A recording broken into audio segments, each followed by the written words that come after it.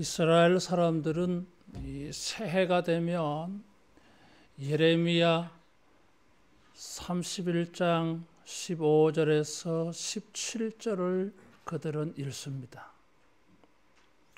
그것은 자기 조상들이 바벨론에 멸망하였을 때에 예레미야가 예언한 말씀이에요. 라마에서 통곡 소리가 있다 그랬어요. 라헬이 자식을 위하여 우는 울음소리가 있었다 그랬어요. 그런데 16절에 가면 따라하겠습니다. 눈물을 그치라. 내 울음소리와 내 눈물을 멈추라. 내 일에 삭을 얻을 것이다 그랬어요. 바벨론의 포로로 끌려간 하나님의 백성들, 그들은 눈물 속에 슬픔 속에 살고 있습니다. 그런데 그 먹구름 속에서 한 줄기 광채가 쫙 비치는 것처럼 하나님께서 예레미야를 통하여서 내 울음소리와 눈물을 멈춰라. 하나님께서 이 백성들에게 회복의 은혜를 이루어 주시겠다고 하는 말씀이었어요. 이런 말씀이 실제로 일어나는, 이런 말씀이 현실이 되는 징조가 있어요. 이게. 때로는 아무런 징조도 없이 훅 이렇게 하나님 은혜가 갑자기 오는 경우도 있어요. 그러나 대부분의 많은 경우를 보면 놀라운 하나님의 은혜가 있을 때에 이 징조 기미가 보여요.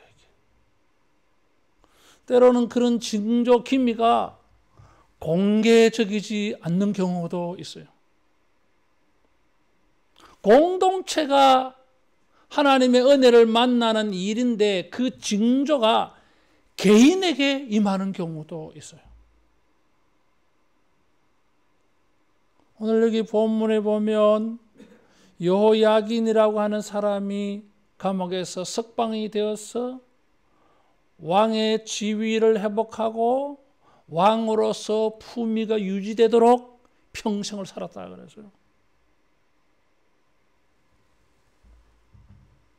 열왕기 상하는 하나님의 백성들이 왜 망하였느냐, 그것을 보여주는 성경이에요. 그런데 그 성경 마지막에 가서 이상한 에필로그가 하나 들어가 있어요. 26절에서 성경이 끝나야 되는데 27절에 뭔가 꼬리표가 하나 딱 붙어 있어요. 희망의 징조, 회복의 기미를 보여주는, 그야말로 먹구름 속에 정광석같이 한번 쫙 빛을 비춰주는 이런 사건이 여호야긴 개인에게 일어난 일이지만 포로 생활을 하고 있는 많은 사람들에게 도전을 주고 희망을 가지게 하고 소망을 가지게 하는 그런 사건이어서, 한 사람에게 일어난 일을 가지고 다른 사람들 공동체 전체에게 하나님이 메시지를 주신 거예요. 여러분, 우리가 주님의 은혜를 만나는 일이 다른 사람들에게 하나님의 은혜가 알려지고 선포되어지는 징조, 기미, 힌트가 되어지기를 축원합니다. 또 다른 사람이 개인적으로 하나님의 은혜를 만나는 것을 볼 때에 따라하겠습니다. 나도 그런 일이 있겠다. 그런 소망을 가지게 만들어줘요.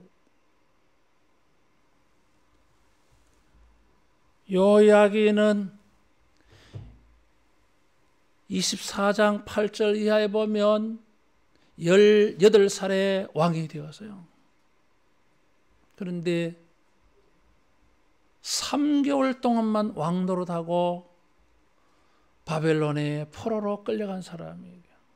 그때가 제2차 멸망의 사건이에요.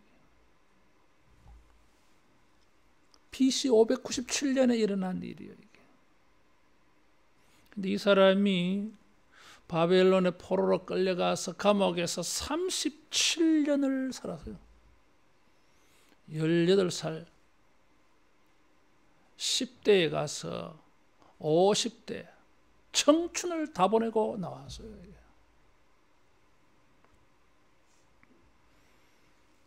에윌 무로닥이라고 하는 사람이 즉위할 때에 이 사면을 행하였던 것입니다. 이게 이 에윌 무로닥은 느부갓네살의 아들이에요. 참 재미있는 것은 이 사람은 2년 왕위에 있다가 암살당했어요. 그런데 그 2년 왕위에 있으면서 하나의 일을 했는데 이 여호야긴 유다의 이 멸망한 왕족을 석방시켜줘 대우를 해준 것입니다. 이게.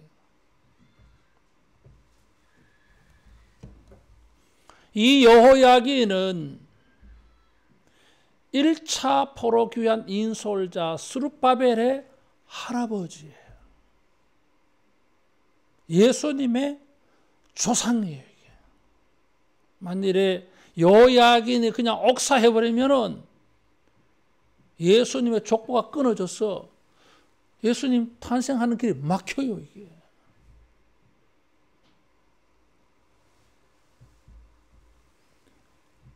여호야긴의 석방의 소식을 들었을 때에 바벨론의 포로 생활을 하고 있는 사람들에게는 그게 무지개와 같았어요. 이게. 소망을 가지게 해주는 일이 될 수 있었어요. 이게. 이 사람이 석방하고 25년이 지나서 그의 손자가 이 사람을 많은 사람들을 이스라엘로 예루살렘으로 시온으로 인솔해 온 사람입니다. 여호야긴의 석방은 개인적인 의미만 있는 게 아니었어요. 다른 사람들에게 하나님의 언약의 축복, 약속, 하나님이 말씀하신 것이 이루어지는 것을 보여주는 사건이었어요. 사무엘라 7장에 보면 하나님께서 다윗에게 그 후손들이 범죄하면 인생의 막대기 사람의 채찍으로 징계한다 그래서요. 그러나 사울에게서 빼앗은 것처럼 다윗의 후손들에게서는 왕권을 빼앗지 않겠다 그랬어요. 그런데 여호야긴 후에 시드기야 완전히 망했습니다. 성전이 파괴되어졌어요. 이스라엘은 유다의 속국에 불과해요. 이게.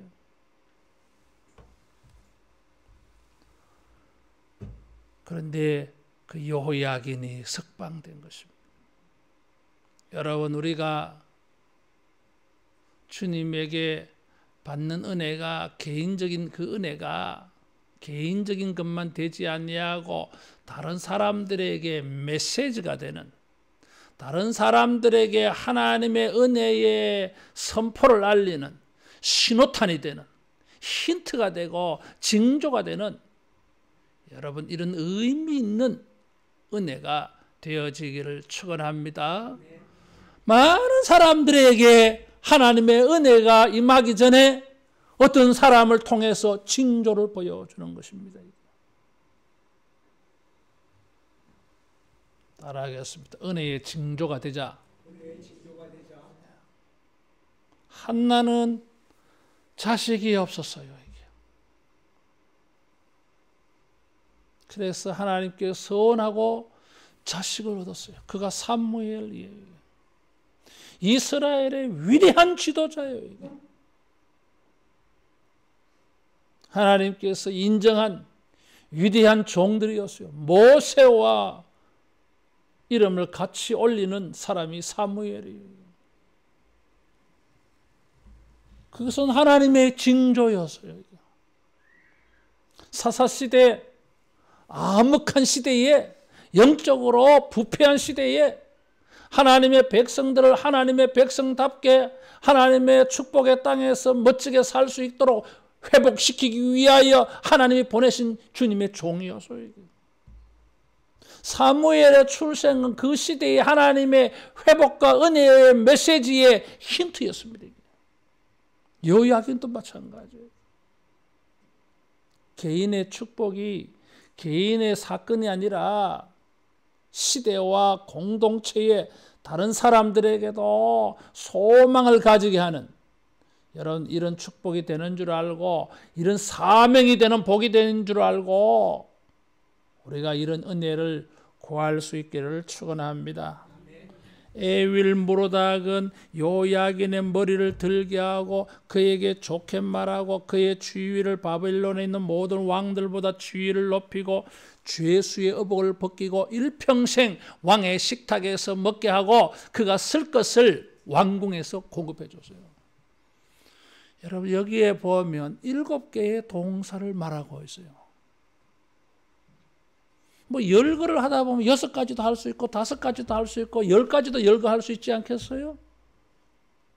그런데 7가지로 했어요. 성경은 성령의 감동을 받아서 기록한 것입니다. 이게. 굳이 7개 동사를 사용하신 뜻이 무엇이겠어요? 이게 따라하겠습니다. 완전한 회복이다. 7은 성경에 완전이라고 하는 의미가 있어요. 하나님의 완벽한 회복을 상징적으로 보여준 것입니다. 그것을 또 압축 정리 요약 분석해 보면은 2가지로 정리할 수 있어요.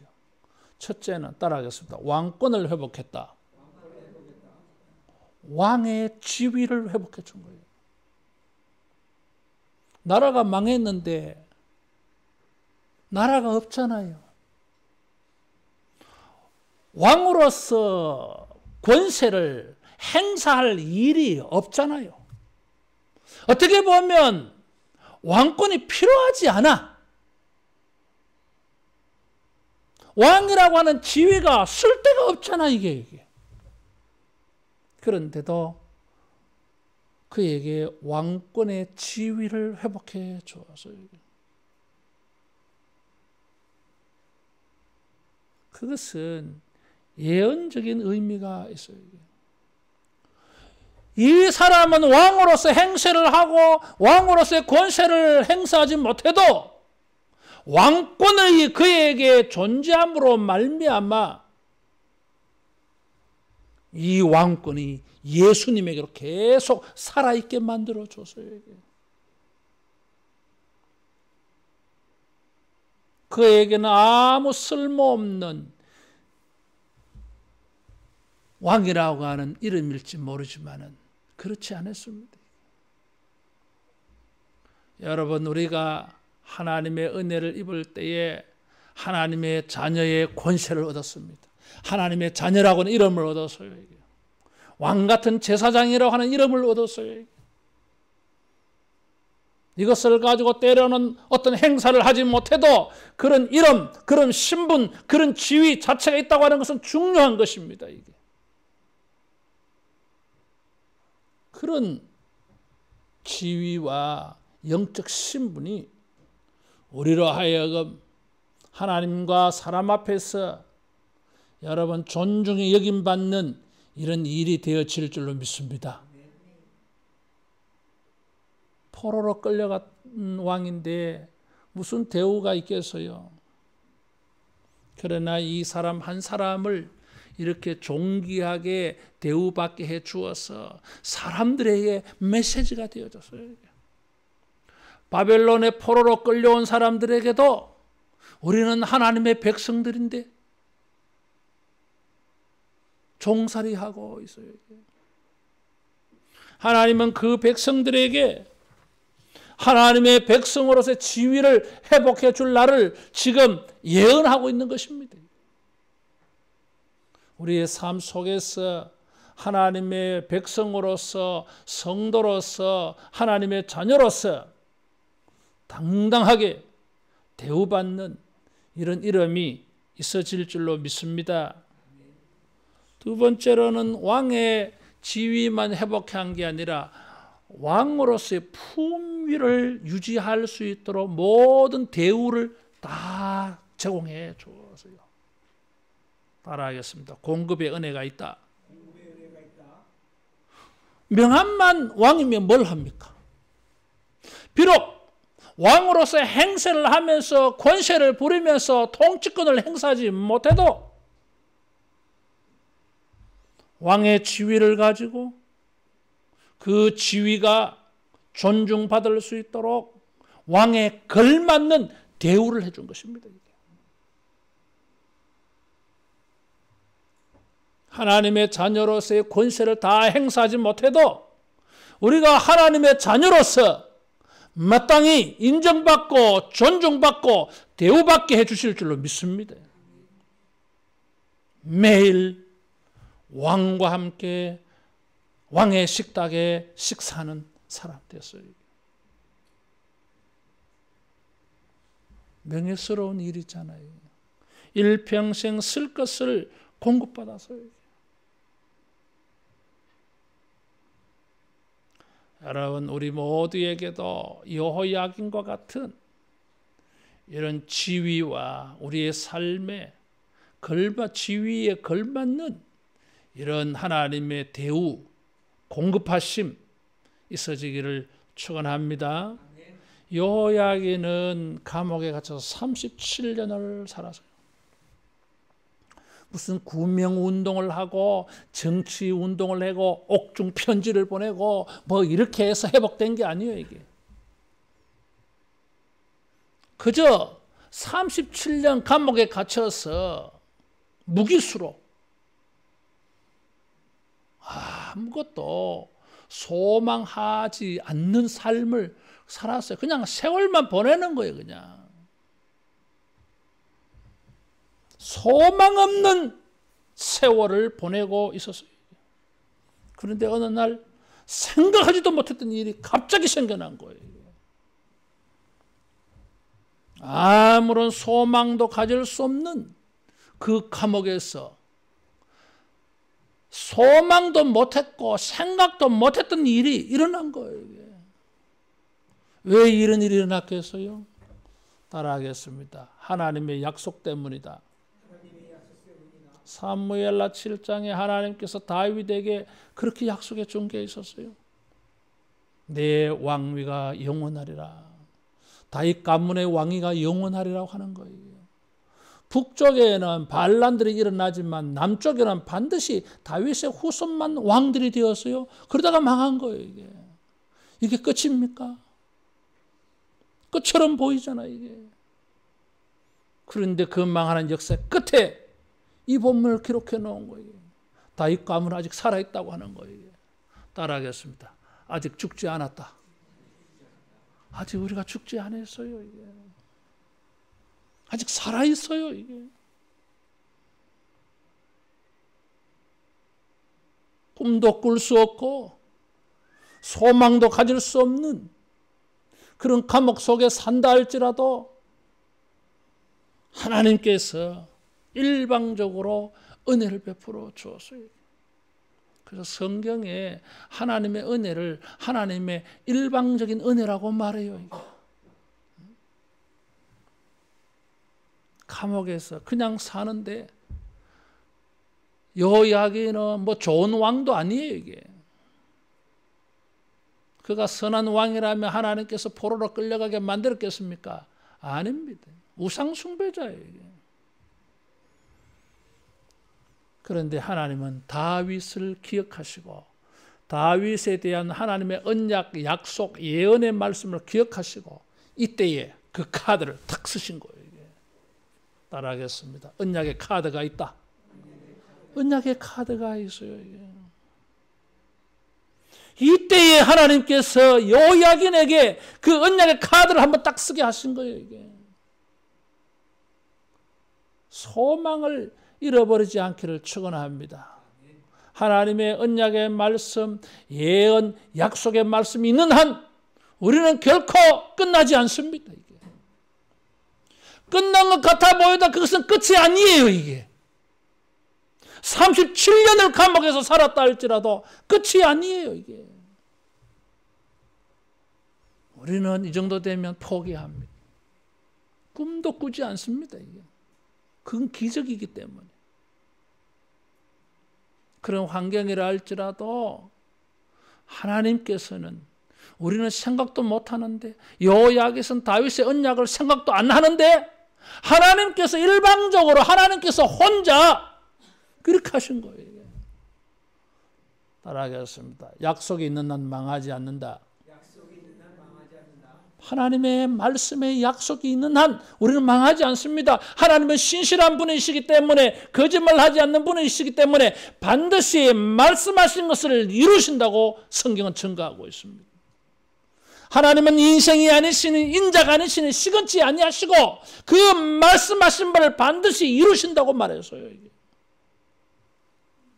이런 하나님의 신실하심을 믿고 따라하겠습니다. 잠잠히 기다리자. 영적 기다림이 필요합니다. 영적 기다림이 필요해요. 모세는 40세에 자기가 한번 멋진 일을 해보려고 나섰다가 도리어 미디안 광야로 도망가야 했더라고요. 그래서 광야에 가서 40년 동안 썩어버렸어요. 잊혀진 인물이에요. 이게. 얼마나 충격을 받았는지 실효증에 걸린 사람이에요. 이게 40대에는 학문이 뛰어나고 말도 잘하고 이 실력도 있어요. 이게 왕의 자격을 갖춘 사람이에요. 이게 근데 광야에서 푹 그냥 썩어버렸어. 어느 날 주님이 모세를 부르셨잖아요. 출애굽의 지도자로 삼으셨잖아요. 이게 영적 기다림이 있었어요. 거기 여호수아 갈렙은 광야에서 40년을 방황하며 살았지만은 가나안에 들어가서요. 이게 요셉은 17세에 이집트에게 노예로 팔려가가지고 20년을 지나서 이집트의 국무총리가 되어가지고 자기 형들 만나서요. 이게 그의 꿈이 이루어졌어요. 이게 현실이 감옥 같고 소망이 보이지 아니한다 할지라도 하나님의 말씀을 믿고 하나님의 약속을 믿고 따라하겠습니다. 영적 기다림을 가지자. 영적 기다림을 가져야 됩니다. 우리의 의사와 관계없이, 우리가 생각하는 것과 관계없이 소망하든지 안 하든지 하나님의 약속이 있는 한, 말씀이 있는 한 반드시 이루어집니다. 그래서 영적 기다림을 가져야 돼요. 기왕이면은 기다릴 바에야 그냥 기다리지 말고 따라하겠습니다. 말씀하신 것을 이루어 주소서. 그렇게 기도하며 기다리는 게 좋습니다. 다윗은 그렇게 했어요. 이게. 하나님이 그에게 장래와 미래를 축복해 주실 때에 주여 이 좋은 것을 종에게 말씀하셨사오니, 종과 종의 집에 이 좋은 것을 말씀하셨사오니 주의 말씀하신 대로 종과 종의 집에 이루어 주소서, 그렇게 기도했어요. 이왕이면은 감옥에서 그냥 기다릴 게 아니라 하나님께 기도하며 기다리면 더 좋지 않겠어요. 이게. 여호야긴은 뭐 기도했는지 안 했는지 성경 그걸 말하지 않아. 뭐 여호야긴이 뭐 그런 거 했기 때문에 응답했다고 하는 것을 보여주고 싶어 하잖아. 그저 일방적으로, 이거는 전부가 전적으로 일방적으로 하나님의 은혜라고 성경은 말해주고 싶은 거예요. 이게. 언약 때문에. 어떤 절박한 상황과 긴 고통의 세월 속에서 시간만 보내는 삶이라 할지라도 낙심하지 말고 주님의 말씀 약속을 믿고 기도하면서 여러분 영적으로 기다리고 참고 견디고 주님의 약속을 만날 수 있기를 축원합니다. 전쟁에 패배한 영국 장군이 있어서요. 부하들과 함께 어떻게 도망치다 보니까 굴 속에 들어가서 생명을 보존하려고 하고 있었어요. 근데 이 장군은 장군이잖아요. 너무나 막 수치스러웠어요. 패전 장군이라고 하는 게 너무나 창피했어요. 장군들에게는 뭐 그런 게 있잖아요. 자존심, 명예심. 그래서 총을 뽑아가지고 자기를 하려고 탁 이렇게 했어요. 근데 참 그런 절박한 타이밍에도 보이는 게 있는가 봐. 이 동굴 입구에 이 위에서부터 거미 한 마리가 톡 내려오더니 거미줄을 치는 게 눈에 보인 거예요. 근데 이 동굴에 들어가면 바람이 이렇게 많이 불잖아요. 근데 거미가 거미줄을 이렇게 쳤는데 막 끊어지고 이렇게 6번 끊어지다가 7번째는 거미줄을 딱 치는 걸 이게 눈에 들어온 거예요. 딱 이렇게 하고 있는데 그때 장군이 거기서 깨달았어요. 이게. 거미줄도 6번은 실패해서 그 거미가 거미줄 하나 치는 것도 7번째에 성공하더라는 거예요. 자기는 이제 전쟁에 한 번 실패했을 뿐이야. 따라하겠습니다. 한 번 실패했을 뿐이다. 그래서 이 사람이 자기를 안 했어. 그 마음을 가지고 다시 한번 와신 상담하면서 재기하려고 하면서 복수하려고 하면서 승리하려고 하면서 노력해가지고 이겼다는 거잖아요. 이게. 영적 기다림이 필요해요. 여러분. 너무 일찍 포기하지 말자는 거예요. 내 말은. 감옥에서 37년 갇혀가지고 1, 2년도 아니고 누가 본인이 소망을 가지겠어요. 다른 사람이 이 사람에 대해서 무슨 희망을 가지겠어요. 37년 감옥에 있는데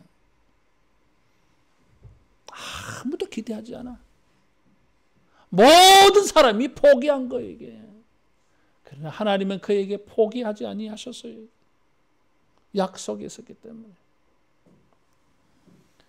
신라곤이라고 하는 책을 쓴 유명한 존 밀턴이라고 하는 사람이 있잖아요. 이 사람은 청교도에 엄격한 이 보수적인 신앙생활을 하는 가문의 사람이에요. 근데 이 사람이 메리라고 하는 여자와 결혼을 했어요. 결혼 한 달 만에 이 메리가 친정으로 도망가 버렸어요. 왜? 결혼해 가서 보니까 이 남자가 너무나 엄격하고 고지식하고 경건주의자야 이게. 근데 메리는 왕당파의 부잣집의 딸로 태어난 사람이에요. 풍요와 넉넉함 가운데서 자유분방하게 자란 처녀야 이게. 그 둘이 결혼이 안 맞잖아 이게. 이 생활이 안 맞아 자기에. 그래서 도망쳐버린 거예요 이게.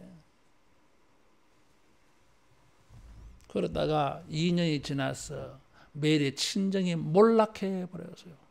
그리고 존 밀턴은 사회적 명성을 얻었어요. 그러다 다시 돌아온 거예요. 눈물을 흘리고 돌아와가지고 잘못됐다 그러면서 자기를 받아달라고 하고 존 밀턴이 받아줬어요. 그 신라곤이 언제 기록되어졌느냐 하면 자기의 불행한 결혼 생활의 경험이 그 신라곤의 동기가 되고 배경이 되어졌어요. 인생에 처참한 것을 경험했던 거예요.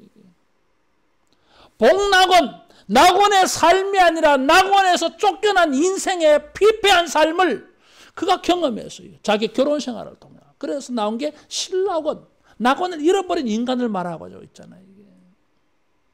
이 책이 이 사람을 명성 있게 만들어줬어요. 아무것도 기대할 수 없는 그런 삶의 절박한 환경이라도 하나님의 말씀 약속을 믿고 여러분 영적 기다림을 가지기를 축원합니다. 하나님께서 이사야 30장 26절에 이사야를 통하여 말씀하시기를 자기 백성의 상처를 싸매시며 그들의 맞은 자리를 고쳐주실 것이다. 그날에 달빛은 햇빛 같겠고 햇빛은 안식일의 7 빛이 될 것이다. 그래서 달빛은 햇빛이 되고 햇빛은 천국 빛이 된다는 거예요. 이게. 삶에는 언제나 감옥에 갇힌 것 같은 아무것도 할 수가 없고 세월만 보내기만 하는 아무것도 기대와 소망을 가질 수 없는 그런 순간이 있을 수 있습니다. 그래도 우리는 하나님의 말씀 약속을 믿고 영적 기다림을 포기하지 않기를 축원합니다.